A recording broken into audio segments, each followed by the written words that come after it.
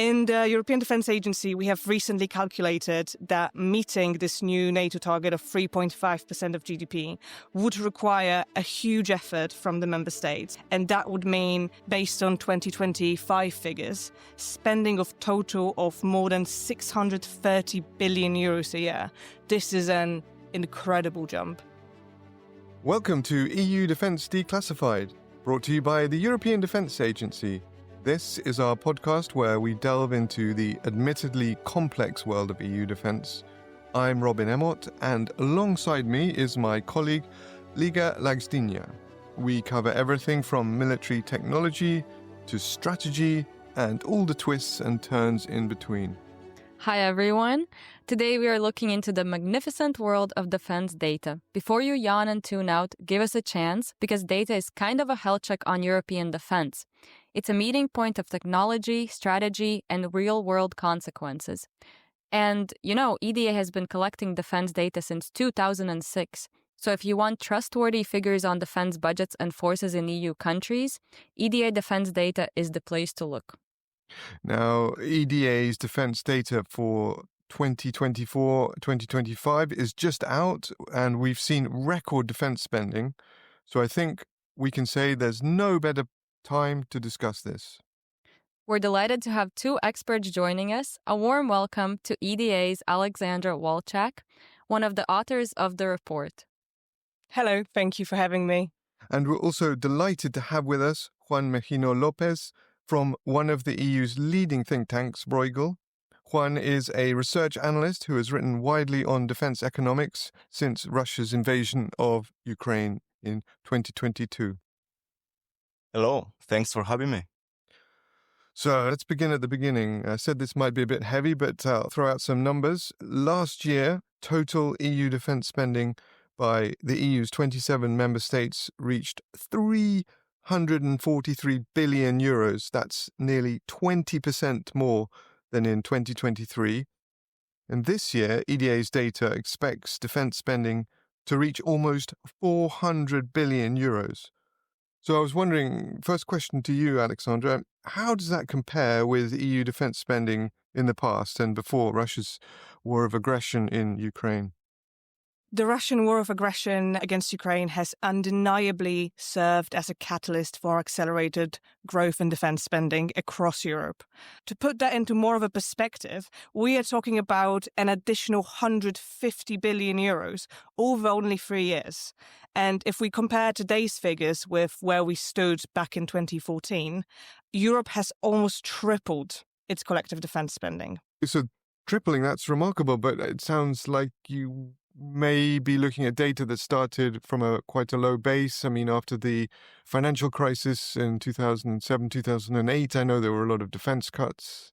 Yes, indeed. There are several reasons that could explain this declining trend and the slow growth. But as you have mentioned, Robin, the financial crisis is one of the most important ones. So aside from the financial crisis, I understand that the peace dividend was also a factor in the falling defense budgets.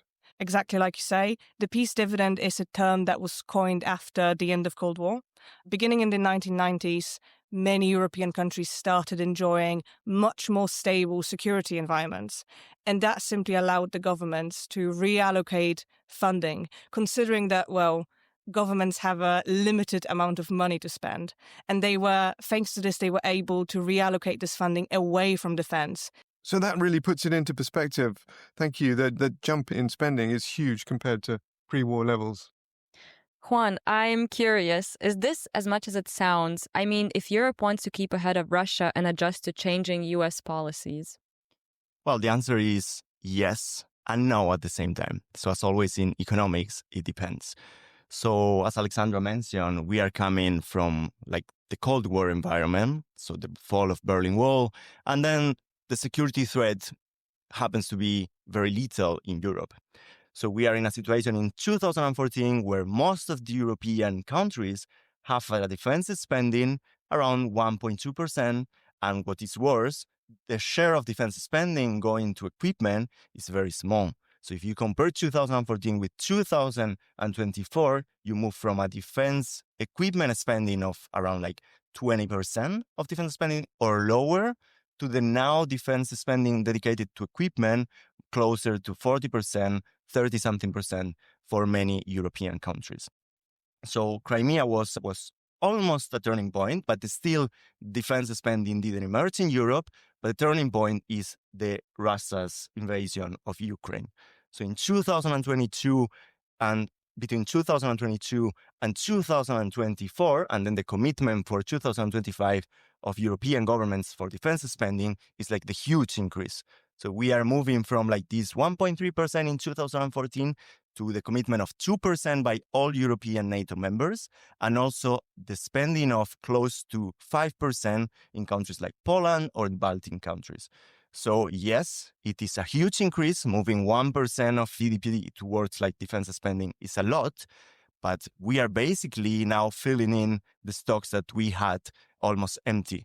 So if we compare the stocks for main battle tanks, for air defense, for missiles, etc., to what we had before the Cold War, we are still far from those levels. And in comparison to Russia, we need to remark that we are not in an economy of war. We need to put the resources, we need to increase the capabilities, but we also need to be careful because we are still running a welfare economy in Europe, which Russia, unfortunately, has other priorities. So that's 1% of economic output, GDP, say 10, 15 years ago. Now we're at 2% of GDP spent on defense. Liga, I think you were wondering about where the targets lay now. Yeah, I was wondering, at the latest NATO summit, allies have agreed to spend 3.5% of the annual GDP on defense. Aleksandra, what would that look like in practice? Well, in practice, this is a huge increase compared to the 2% of GDP target that we have had for years, and that we actually have only just reached. We are only estimating in 2025 that collectively EU member states' defense spending will reach 2.1% of the collective GDP. So we reached this target, and the goalpost has essentially moved immediately. In the European Defence Agency, we have recently calculated that meeting this new NATO target of 3.5% of GDP would require a huge effort from the member states. And that would mean, as based on 2025 figures, spending of total of more than 630 billion euros a year. This is an incredible jump. Of course, we have timelines for reaching that goal, so it doesn't mean that we will have to spend that much in 2025 or 2026. We have an extended timeline of moving towards that goal. But that figure of 630 billion puts into perspective how much work we still need to do. Juan, what do you think? So indeed, it's a huge increase. So we are moving from the old 2%. Many things have happened since the old target. This was agreed in 2014. And of course, next year, once the EDA publishes the data for the 2025, we'll see if this was actually the amount spent and if all European EU NATO members spend this 2%. Now, we have moved to the new situation of 3.5% or on core defense. So this is like the amount that we spend on equipment, on personnel, infrastructure, so the core pure defense spending. And the NATO members have also agreed on an extra 1.5% that is going to be related to defense spending. So civilian preparedness, other types of infrastructure, cybersecurity. So this is even more than the 3.5. So that's 5% in total, 5% of GDP. So in total, it will be 5%. So there is the 3.5 on the core defense, so mostly like equipment, personnel, and then 1.5 extra on like dual use activities, like preparing the civil population, preparing your infrastructure, preparing your civil service, etc. So you also need to comply with that. So if hopefully Europe is again a peaceful continent, maybe we don't need the 3.5 by 2035. But if Europe is not anymore a peaceful continent and the Russian threat or other threats emerge and affect other countries, we might move even beyond this 3.5 and 5% in total. So indeed, this is a consideration that European governments need to have. Well, that's interesting. Let's keep focused on today and the report. I mean, if I look at the report beyond the headline numbers, there are other trends we're seeing in the data. For example, I read that for this time, first time ever in 2024, defense investment topped 100 billion euros, and that's about more than 30% of total spending, and in fact, the biggest slice EDA has ever recorded since it's started tracking the data. Aleksandra, why is that significant? Yes, crossing the 100 billion mark in defense investment is an extremely significant milestone. But what's really important here isn't just the size of the spending. It's not just the money. It's what the money is being directed towards and what that tells us about the broader shift in mindset among EU member states. Like you said, to break it down, in 2024, defense investment made up 31% of total spending across the EU, and that's a record high. And that trend is actually set to continue into 2025, where investment could hit nearly 130 billion euros. Like Juan has said previously, actually now we see that the key part of this investment is investment into defense equipment procurement, which accounts for now roughly 80% of all defense investments.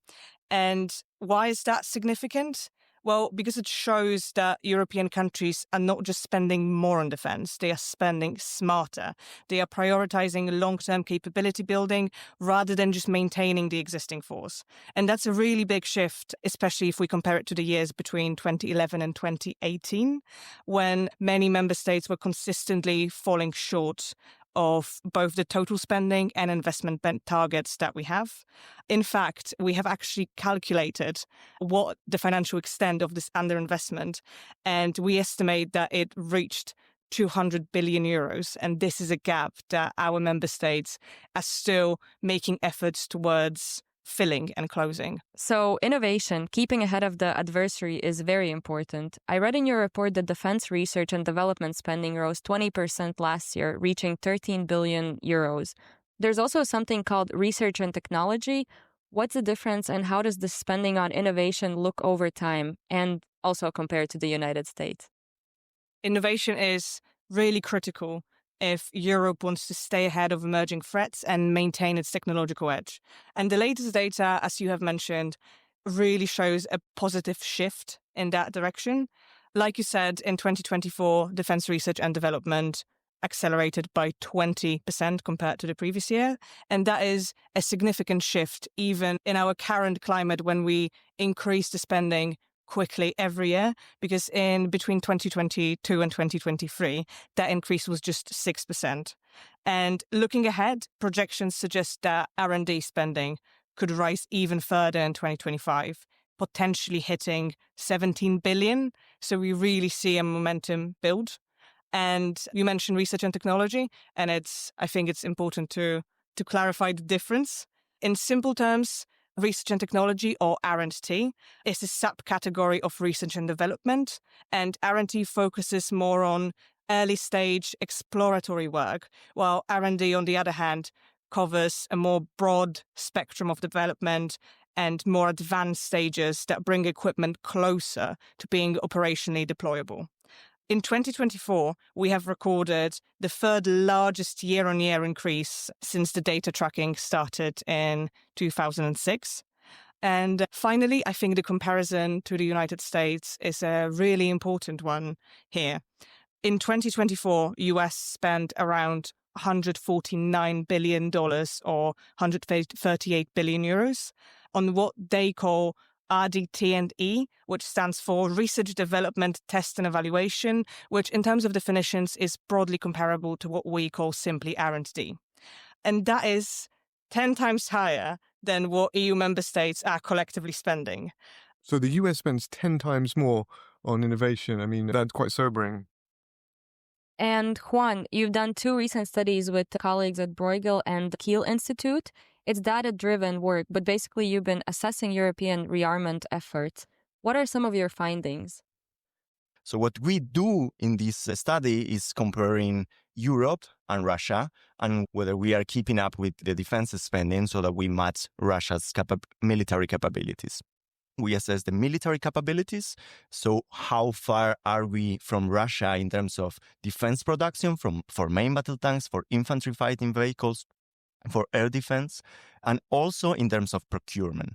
So the first finding is, yes, Europe has woken up. So we are increasing our defense spending, our procurement, and also our production capacities, but we are still far from Russia's production capacities. And then just to put also some comparisons. So true, Russia is not an economic giant in nominal terms, but when we actually account for the difference in wages, for the difference in prices, all the resources that Russia has, Russia is the biggest economy in Europe in purchasing power parity. So it's bigger than Germany, it's bigger than France. Okay, so the capacity to Russia to actually produce, to actually attack effectively Ukraine or other NATO countries is there. So we also put that into perspective, and we comment on that to actually emphasize, okay, we underestimated Russia's threat. So as I mentioned before, Russia is now a war economy. So of course they are dedicating massive amounts of money to the production of war equipment. We are not. We are doing this slowly because we are still with our welfare economies, but this means that our delivery times are higher. So we keep track of all of the procurement, military procurement of Germany, Poland, the UK, and to some extent France. And we find that the average delivery time of defense equipment is around 3 years. So yes, it's not like you order a main battle tank today and you get it next week, unfortunately. So what you're saying is basically it doesn't always show up in the data in all of these billions being spent, but when new equipment is ordered, it can take months, even years to arrive. It sounds like from your work, artillery shells are keeping up with demand, but maybe tanks, infantry vehicles, fighter jets are perhaps not? Exactly. That's exactly the point. So in the case of artillery shells, you still need some cutting-edge technology, but it's not comparable to a main battle tank or a joint fighter aircraft where you have really cutting-edge technology, software components, multiple components that you need to put together. That's a lot to take in, but now let's imagine with all this new money that every member state invests independently in its own defense and military forces, that would result in 27 armies with similar capabilities. Aleksandra, why isn't this approach the right solution? It's very important to remember that it's not just about necessarily throwing money at the problem. We need to spend smart, we need to spend together, we need to maximize the number and level of capabilities that we are able to get for this money. It's not about spending as much as possible. It's about making sure we have what we need. And a part of the solution to that within the EU is the defense collaboration. And at the moment, the benefits of that solution are quite well known. The economies of scale, reduced unit costs, better interoperability, and less fragmentation. But despite this, I think, overall understanding, we are still lagging in terms of real integration and cooperation. Things like industrial competition, the fact that we have many member states that have their own defense industries and they care about their defense industries and they want to support them rather than the overall EU industrial capacity. It's bureaucratic complexities as well. It's slow decision-making. It's the misalignment in national planning cycles. And all these things can get in the way of real cooperation. And I understand EDA does have some benchmarks, some numbers on this issue. At the European Defence Agency, we actually collect 2 very important financial indicators that can help us measure this. It's EU collaborative equipment procurement and collaborative R&C.